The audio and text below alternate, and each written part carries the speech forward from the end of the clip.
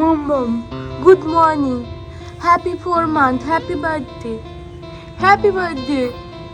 এই বার্থডেতে তুমি একটু কিছু খেতে পারো, একটু মিষ্টি খেতে পারো, একটু মিষ্টি খেতে পারো। খাবে নাকি? খাবে নাকি? একটা পুরো তোলে আবার একটা পুরোতে কি? এটা দুধুর দাঁত, এটা দুধুর দাঁত হয়েছে। হ্যাঁ টাটা, এগুলো আছে।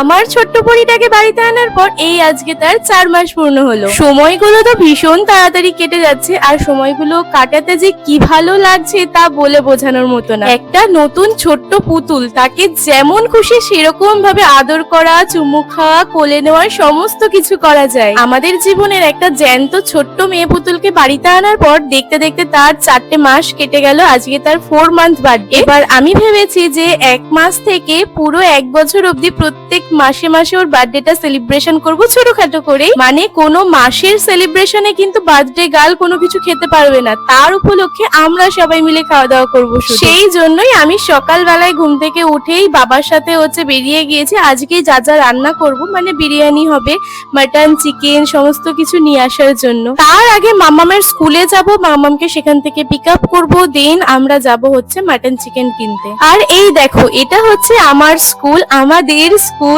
মানে কল্যাণী শিক্ষায়তন। এখানে আমি কিন্তু আমার পুরো 7 বছর কাটিয়েছি, মানে পুরো হাই স্কুল লাইফটা কাটিয়েছি।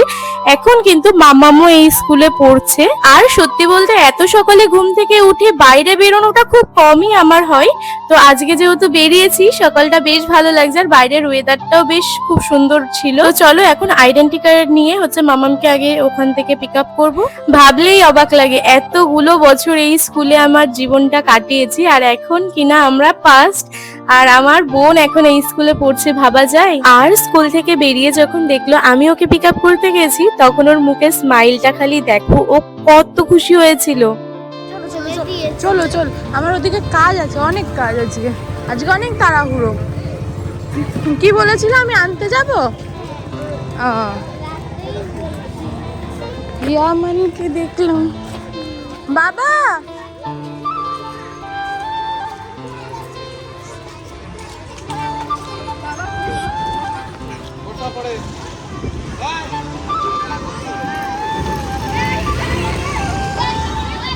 দেন আমরা মামামকে স্কুল থেকে পিক আপ করে আমরা প্রথমে চলে এসেছি মাটন নিতে। প্রতিবারই এই সব থেকেই মাটনটা নেওয়া হয় আমার।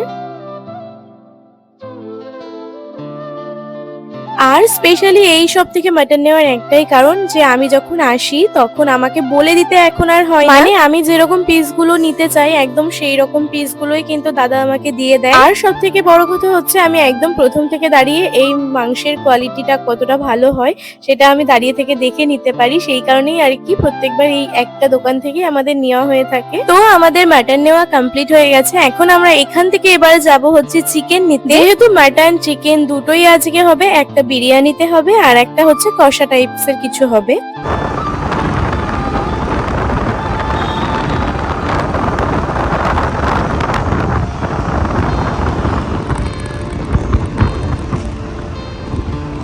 এত সুন্দর একটা কালী ঠাকুরের মন্দির করা হয়েছে কল্যাণীতে, লাস্ট 2-3 বছর হবে হয়তো।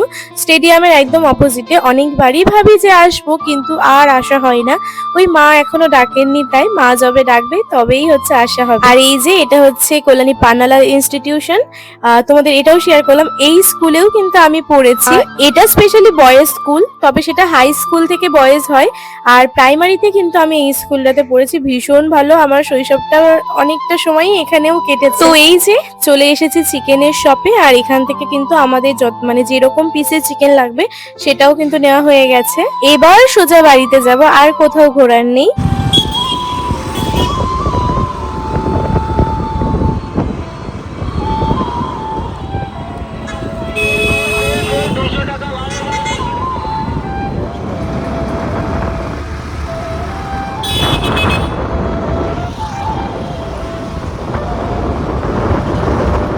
এই দেখো, এটা হচ্ছে আমাদের বাড়ির ফুল গাছ। কি সুন্দর সাদা সাদা ফুলগুলো ফুটেছে না? আর তার সাথে প্রচুর ছোট ছোট কড়ি জন্মেছে, সেগুলোও যখন ফুল হয়ে যাবে তখন খুব সুন্দর দেখতে লাগবে, তাই না? তো বাড়িতে চলে এসেছি, আর এখন হচ্ছে আমি এগুলোকে সমস্ত কিছু পরিষ্কার করে ধুয়ে কেটে নেব।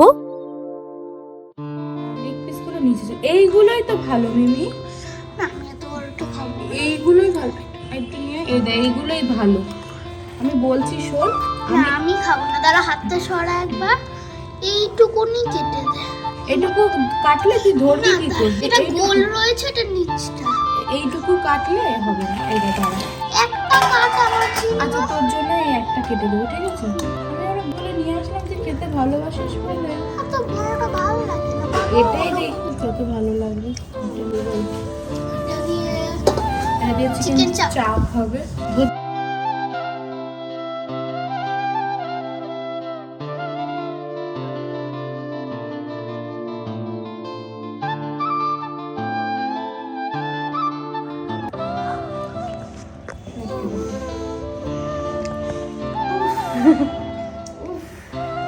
এদা আমি বলছি, যখন ভিডিও করবি তখন অন্য দিকে না, তুই এই স্ক্রিনের দিকে তাকিয়ে থাকবি, দেখবি কতটা কি দেখা যাচ্ছে না দেখা যাচ্ছে, বুঝেছিস? তাহলে বুঝতে পারবি। আর এই যে দেখো, বার্থডে গার্ল কিন্তু আমাদের কাছে চলে এসেছে, এসে দেখছে যে তার বার্থডে উপলক্ষে কতটা কি আয়োজন করা হচ্ছে, আমরা কি কি মজা করছি, কি কি খাওয়া দাওয়া করছি, সেগুলোই আর কি পর্যবেক্ষণ করতে এসেছে আর কি। সে তো এখন আর নিজে থেকে এগুলো কোনো কিছুই খেতে পারবে না, তাই শুধু দেখেই মন ভরাচ্ছে। তো মাংসগুলো হচ্ছে খুব ভালো করে পরিষ্কার করে ধুয়ে নিয়েছে, আর এখন এগুলো কিছুক্ষণ ম্যারিনেট করে রেখে দেবো।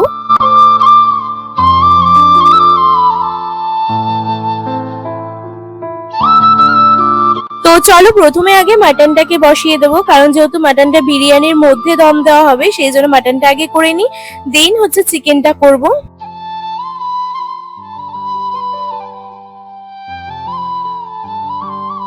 মাটনের সাথে সাথে পাশের ওভেনে কিন্তু চিকেনটাকেও বসিয়ে দিয়েছি, তাহলে একটু তাড়াতাড়ি হয়ে যাবে। আচ্ছা, তোমরা কে কে এরকম শুধু লেগ পিস খেতে ভালোবাসো? মানে চিকেনের থেকে, চিকেনের সমস্ত পিসের থেকে শুধু লেগ পিসটা খেতে কে কে ভালোবাসো? মাটন চিকেন দুটোই হচ্ছে ওভেনে বসিয়ে দিয়েছি, সেগুলো হচ্ছে একটু একটু করে হচ্ছে।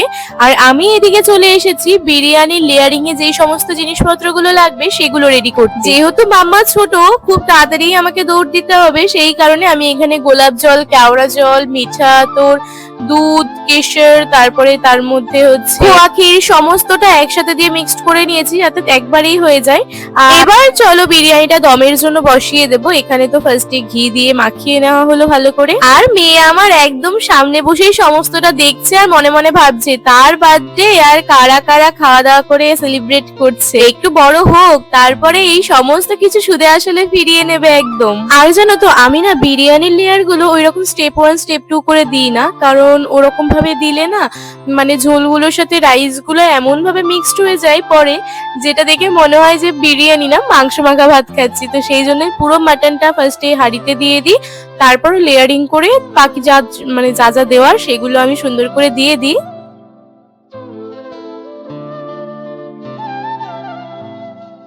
আর এই যে আমাদের বিরিয়ানির লেয়ারিং কিন্তু কমপ্লিট হয়ে গেছে, আর এটা এখন দমে বসাবো। আর এইদিকে দেখো, আমি হচ্ছে চিকেনটাকে কন্টিনিউ নাড়াচ্ছি, নয়তো চিকেনটা কড়াইতে লেগে যাওয়ার চান্স আছে। আর চিকেনটা হচ্ছে কষা কষাই রান্না করবো, ওই চিকেন চাপ করবো আর কি। সেই কারণে এর মধ্যে যেহেতু কাজু রয়েছে, খুব তাড়াতাড়ি কড়াইতে লেগে যাচ্ছিল, তাই আমাকে কন্টিনিউ মাংসটা নেড়েই যেতে হচ্ছিল। আর তার সাথে সাথে আমি কিন্তু বিরিয়ানি করলেই যেটা মাস্ট করি একদম, আগে করতাম রায়তা, আর এখন রায়তা অফ করে এখন করি গ্রিন চাটনি, সেটারই রেডি করছিলাম। আর এই যে দেখো, এখানে কিন্তু চিকেন চাপ আমার অনেকটা হয়ে গেছে, আর একটু কিছুক্ষণ রাখার পরে আমি গ্যাসের ফ্লেমটা বন্ধ করে দেব। আর এখানে দেখো ঠাম্মা বাড়ি থেকে কত পিঠে পাঠানো হয়েছে, সেইগুলোই আমি হচ্ছে বক্স গুলো খুলে খুলে দেখছিলাম যে কি কি পিঠে আছে। যদিও আমি কোনো পিঠেই খাই না, তবে আমি দেখছিলাম আর কি কি কি পিঠে বানিয়েছে। তো এই যে আমার রান্না কিন্তু সমস্ত কিছু কমপ্লিট। এখানে স্যালাড কেটে সুন্দর করে সাজিয়ে রেখেছি, এখানে চিকেন চাপ রয়েছে, তারপরে এখানে কিন্তু টক ঝাল গ্রিন চাটনিটাও কিন্তু রেডি হয়ে গেছে, আর তার সাথে কিন্তু বিরিয়ানি দম দেওয়াও হয়ে গেছে। মা সেটাকে নামিয়ে আনছে আর আমি হচ্ছে এদিকে সেটাকে এবার সার্ভ করব, সেই জন্য উপর থেকে বেশ অনেকটা ঘি ছড়িয়ে নিচ্ছি। আগে তো ঘি দিয়েছি, কিন্তু নামানোর সময়ও একটু ঘি দিলে ফ্লেভারটা আরো বেশি ভালো হয়।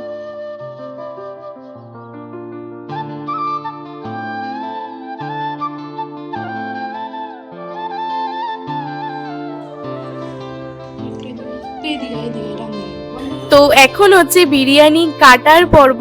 যদিও আমি প্রফেশনাল নই, তবে আমি ভিডিও দেখে দেখে একটু একটু পারি কাটতে। তো যতটা যেরকম পারি, বাড়িতে রান্না তো সেই জন্য যেরকম পারি সেরকমটাই কাটছি। কেটে এবার আমি সবাইকে সার্ভ করব। আর জানো তো, আমার তৈরি এই বাড়িতে করা বিরিয়ানিটা মানে আমার বাড়ির সবাই খুব ভালোবাসে। তার সাথে স্পেশালি দিদুন দাদাই ওরাও খুব ভালোবাসে, কারণ খুব উগ্র গন্ধ লাগে না ওদের। মানে বিরিয়ানির দোকানের যে একটা গন্ধ থাকে, মানে স্মেলটা থাকে বিরিয়ানি, সেই উগ্র স্মেলটা ওদের লাগে না, সেই কারণে ওদের খুব ভালো লাগে। আর যেহেতু বাড়িতে সবকিছু একদম খুব ভালো ফ্রেশ থাকে, সেই কারণে ওরা অনেকটা বেশিও খেতে পারে আর খুব তৃপ্তি করে খায়। আর বাড়ির সবাই যখন দেখি যে আমার রান্না বিরিয়ানিটা খুব তৃপ্তি করে খাচ্ছে, সত্যি বলতে আমার খুব ভালো লাগে।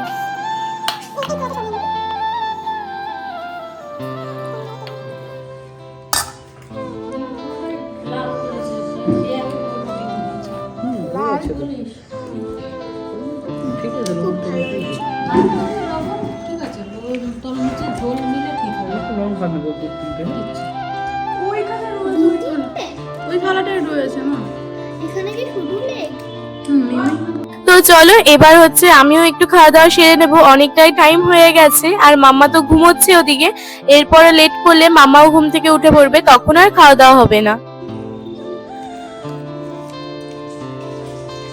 ফোনে কিন্তু দোকানের মতো দেখতে লাগছে।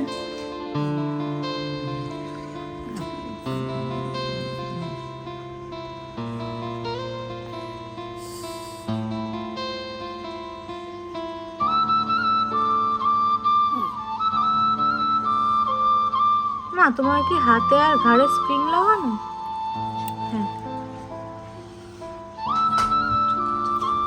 দেখেছো, মুখের কথা বলতে না বলতেই সত্যি হয়ে গেল। মামা কিন্তু ঘুম থেকে উঠে পড়ছিল, তো ভালোই হয়েছিল, আমাদের সকলের খাওয়া দাওয়া হয়ে গেছে। আমাদের দুপুরে খাওয়া দাওয়া শেষ হয়ে যাওয়ার পরেও অনেকটা বিরিয়ানি বেঁচেছিল, সেই কারণে রাতে কিন্তু আমরা দুজনে কি তিনজনে মিলে আমরা সেই বিরিয়ানিটা খেয়ে নিয়েছিলাম। আর বাকি সবাই চিকেন রেজালা দিয়ে আর ভাত দিয়ে খেয়ে নিয়েছিল। আর এদিকে হচ্ছে মাম্মা রাত্রিবেলা মাম্মাকে ঘুম পাড়িয়ে, তখন যেহেতু একটু ঠান্ডা ঠান্ডা ছিল সেই কারণে মাম্মাকে কিন্তু টুপি পরিয়েছে। আর এই সময় দুষ্টু পরিয়ে একদম এত দুষ্টু ছিল, ঘুমের মধ্যে দেখো একটু চুমু খেলে বা আদর করলে কেমন দুষ্টু দুষ্টু করে হাসি দিত।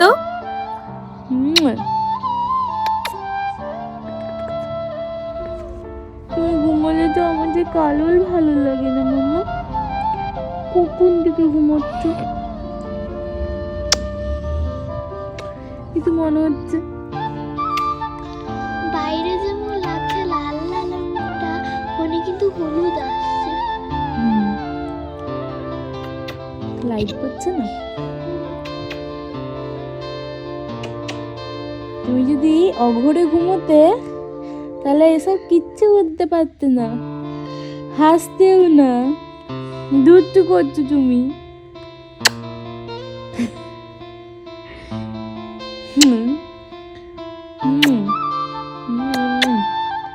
তো চলো এই ভিডিওটা এই অবধিই থাকছে। আর মাম্মামের ছেলেবেলার অনেক ভিডিও তোমাদের জন্য কালেক্ট করে রেখেছিলাম, সেগুলো একটু একটু করে এবার শেয়ার করব। জমিয়ে রেখেছে সমস্ত কিছুই, কারণ একদম ছোট বাচ্চাদের সমস্ত কিছু সাথে সাথেই শেয়ার করা উচিত না, সেই জন্য। কিন্তু এখন তো মাম্মা 2 বছরের হয়ে গেছে, তাই ছোটবেলার কোনো কিছু শেয়ার করতে আর কোনো প্রবলেম নেই।